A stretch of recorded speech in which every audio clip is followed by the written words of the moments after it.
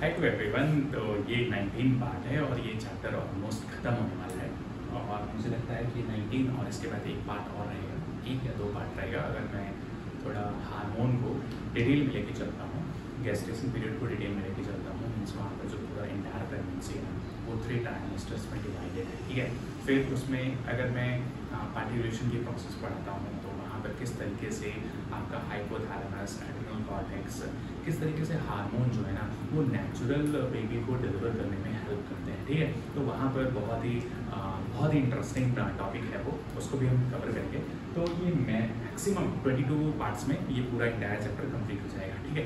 तो आज के पार्ट में हम ये अंडरस्टैंड करेंगे कि हमने लास्ट लेक्चर में ये देखा कि जो इम्प्लांटेशन का प्रोसेस है ना, इम्प्लांटेशन का जब ब्लास्टोसिस्ट है वो वॉल ऑफ यूट्रस में इम्बैड होते हैं, मीन्स इम्प्लांटेशन की प्रोसेस जब कंप्लीट होती है तो जो एंड्रोमेट्रियम है इम्प्लांटेशन हो जाने के बाद उसी एंड्रोमेट्रियम को आप बोलते हो डेसिडुआ, ठीक है। तो डेसिडुआ के 3 टाइप्स हैं, 3 टाइप्स के डेसिडुआ हैं। आप इसको इस तरीके से समझ सकते हो कि जो डेसिडुआ है, डेसिडुआ है, इसके 3 टाइप्स हैं। इसके क्या है? 3 टाइप्स, ठीक है। एक को बोलते हैं डेसिडुआ बैसिलस,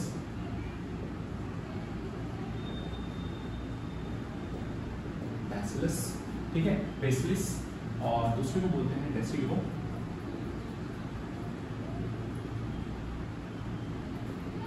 रैडलिस, ठीक है, और तीसरे को बोलते हैं डेसिडुआ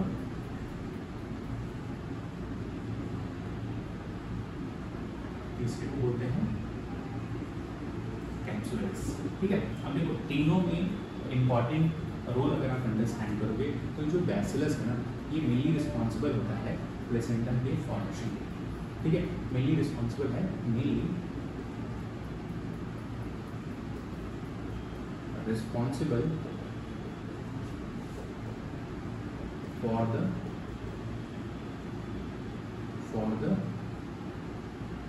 formation of प्लेसेंटा को भी हम डिटेल में अंडरस्टैंड करेंगे कि ह्यूमन बॉडी में किस तरीके की प्लेसेंटा प्रेजेंट होती है, ठीक है। तो डेसिडुआ आप इसको बोलते हो endometrium after the implantation blastocyst का जब हो जाता है तो उसी एंडोमेट्रियम को आप क्या बोलते हो? डेसिडुआ, ठीक है।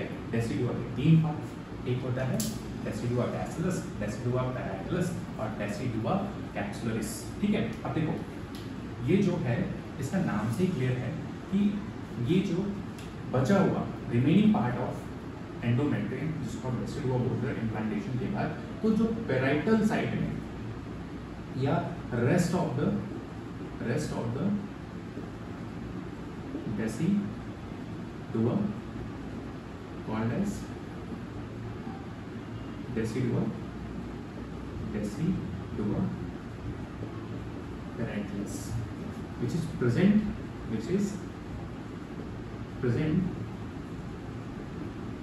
at parietal site,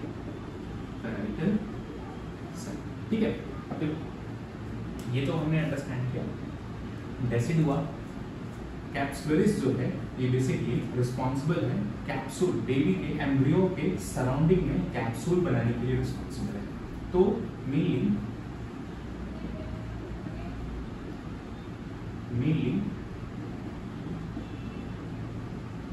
responsible to form a capsule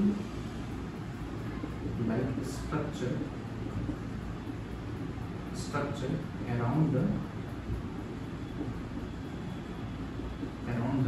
developing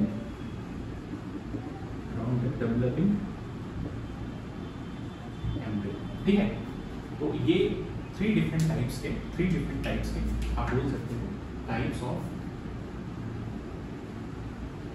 decidua, ठीक है, टाइप्स ऑफ डेसिडुआ। अब देखो हमने अंडरस्टैंड किया था कि जो बाइलैमिनर डिस्क है बाई लैमिनर जो डिस्क है वो किस में कन्वर्ट हो रहा है, वो किस में कन्वर्ट हो रहा है, वो ट्राई लैमिनर डिस्क में कन्वर्ट हो रहा है, ट्राई लैमिनर डिस्क में कन्वर्ट हो रहा है। और इसी प्रोसेस को आपने क्या बोला था, गैस्ट्रोडिक्शन प्रोसेस। इसी प्रोसेस को आपने क्या बोला, गैस्ट्रोडिक्शन प्रोसेस। गैस्ट्रोलेशन की ये प्रोसेस है जिसके through bilaminar disc trilaminar disc में कन्वर्ट हो रहे हैं। ठीक है, अब देखो इसी स्ट्रक्चर को अगर मैं थोड़ा सा डिटेल में आपको समझा दूं तो सपोज ये क्या है आपका, सपोज ये क्या है,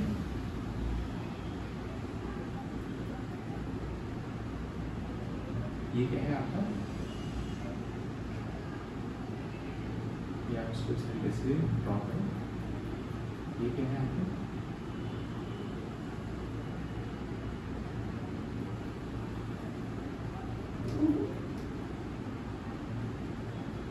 ठीक है। अब इसको ध्यान से समझना, ये तो रहा आपका क्या, ये तो रहा आपका एम्ब्रियो, ये तो रहा आपका क्या, डेवलपिंग एम्ब्रियो, डेवलपिंग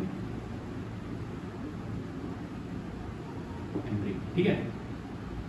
सॉरी मैं इसको नापता नहीं बना सकता, बट आप ये अंडरस्टैंड करना कि ये डेवलपिंग एम्ब्रियो है जो, ठीक है। अब देखो जैसे ये तो डेवलपिंग एम्ब्रियो हो गया, इसके सराउंडिंग में अगर आप देखो ये जो स्ट्रक्चर है, ये जो स्ट्रक्चर है,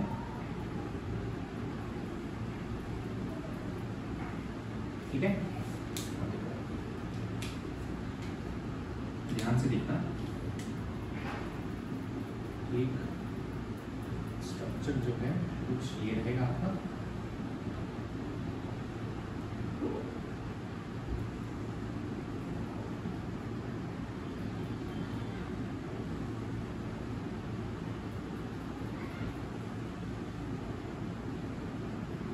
ठीक है।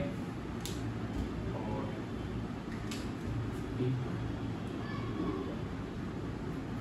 स्केडेड लाइन में ड्रॉ कर रहा हूँ ताकि आप अंडरस्टैंड करना। अभी मैं सारे पार्ट्स को डिटेल फॉर्म में अंडरस्टैंड कर दूंगा।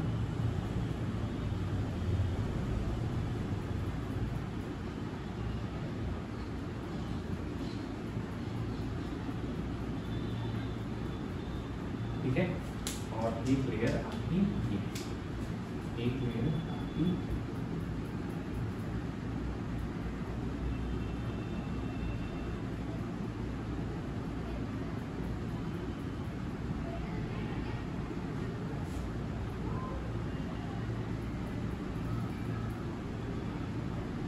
ठीक है।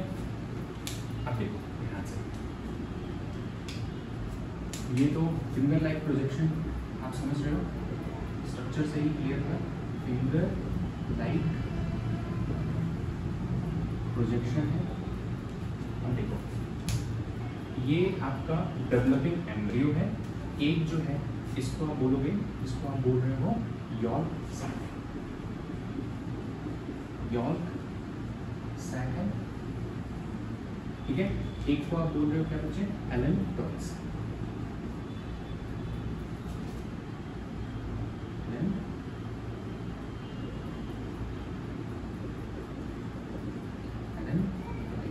ठीक है। देखो यहाँ पर आपका क्या प्रेजेंट है, यहाँ पर आपका क्या प्रेजेंट है, एमनियोटिक फ्लूइड। ये क्या है, एमनियोटिक फ्लूइड, जिस फ्लूइड के अंदर एम्ब्रियो का डेवलपमेंट हो रहा है, ठीक है। ये क्या है, एम्ब्रियोनिक फ्लूइड। तो ये पार्ट हो गया आपका एमनियोटिक फ्लूइड, जो किसकी तरह हेल्प करता है, ये सॉफ्ट एब्जॉर्बर की तरह काम करता है, एज अ सॉफ्ट एब्जॉर्बर, ठीक है। छोटे मोटे जो सॉफ्ट होते हैं ना वो इसको एम्ब्रियोटिक फ्लूइड जो है वो बैलेंस कर लेता है, और भी बहुत सारे इसके इंपॉर्टेंट रोल है। तो एम्ब्रियोनिक फ्लूइड जो है वो डेवलपिंग एम्ब्रियो के सराउंडिंग में होता है, ठीक है, ये बात तो क्लियर है। अब देखो, तो ये है आपका, ये हमने अंडरस्टैंड किया कि ये जो है ये पार्ट, इसको आप बोलते हो एम्नियन, इस लेयर को बोलते हो एम्नियन।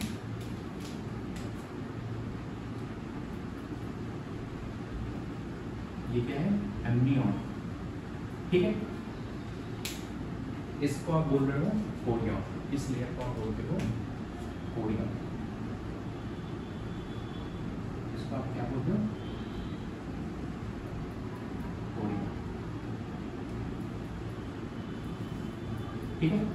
तो एक हो गया एम्नियन, दूसरा हो गया कोरियन, ठीक है, और ये हो गया आपका यॉल्क साइट, ये हो गया एलेनटोफिस, ठीक है, ठीक है। तो इस तरीके से आपका क्या हो रहा है, बेसिकली बेबी का डेवलपमेंट हो रहा है। तो यहाँ पर जो ये बाइलैमिनर डिस्क है, ट्राइलैमिनर में कन्वर्ट हुआ, ट्राइलैमिनर के बाद जो स्ट्रक्चर देख रहे हैं ना, वो आपका वो ये स्ट्रक्चर है जो बेसिकली बेबी फीमेल बॉडी के यूट्रस में बेबी का डेवलपमेंट हो रहा है, ठीक है, ठीक है। तो ये स्ट्रक्चर आपको अंडरस्टैंड हो रहा होगा कि किस तरीके से बेबी का डेवलपमेंट हो रहा है। अब देखो, जो पूरा इंटायर गेस्टेशनल पीरियड है, पूरा गेस्टेशनल पीरियड है वो आपका 9 मंथ्स है, ठीक है। अगर आप इसको वीक में अंडरस्टैंड करो तो ये जनरली 38 वीक्स, और अगर आप इसको डे में कंसिडर करके चलो तो 266 डे, इसमें आप 14 डेज और ऐड कर दो तो ये हो जाता है 288 डेज। इसके पीछे मैं लॉजिक बताऊंगा कि क्यों ये 14 डेज, क्योंकि फीमेल बॉडी तो अपने मेंस्ट्रुअल साइकिल में 14 डे पर ही ओवुलेट करती हैं। तो जनरली इस डेट की हेल्प से आप अंडरस्टैंड कर रहे हो एक एक्सपेक्टेड डिलीवरी डेट क्या होगी बेबी की बर्थ, ठीक है। अब देखो, यहाँ पर जो प्लेसेंटा, यहाँ पर जो प्लेसेंटा है, अगर आप